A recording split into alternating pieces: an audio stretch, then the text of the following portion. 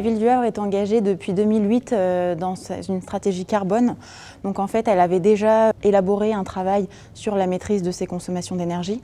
Aujourd'hui, avec le système de management de l'énergie, on est plus sur une approche approfondie encore, une analyse plus poussée de ses consommations, de ses dépenses, pour permettre la définition d'actions concrètes et poussées. Ce système de management de l'énergie est venu un peu concrétiser cette ambition d'être exemplaire dans la gestion de l'énergie sur son patrimoine.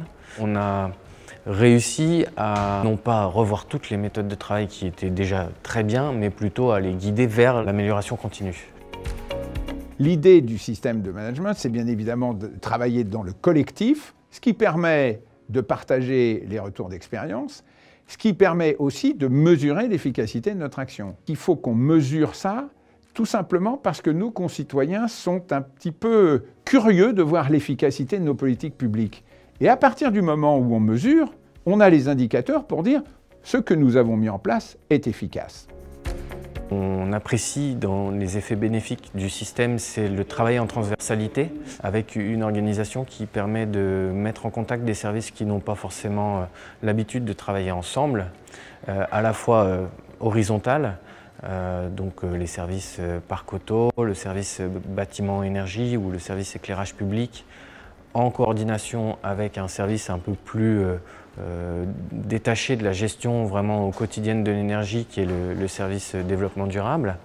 Et puis une transversalité, un portage aussi à travers les différents niveaux hiérarchiques. Le système d'aménagement de l'énergie est arrivé à une étape où on renouvelait nos marchés d'exploitation de chauffage et on se posait déjà des questions sur comment améliorer nos méthodes et organisations pour améliorer et fiabiliser nos données énergétiques. Donc on l'a intégré pleinement à ce contrat d'exploitation qui a été renouvelé, ce qui a pu permettre d'identifier et d'évaluer les actions qu'on mettait en œuvre dans le cadre de ce marché. Ce qui est intéressant, c'est d'être évalué par un service qui autre. On n'est pas jugé partie en fait dans cette démarche, donc c'est le côté très intéressant pour nous. On se retrouve aussi 2 temps forts dans l'année qui sont des comités techniques auxquels la direction générale des 2 collectivités, la ville du Havre et la communauté urbaine, participent.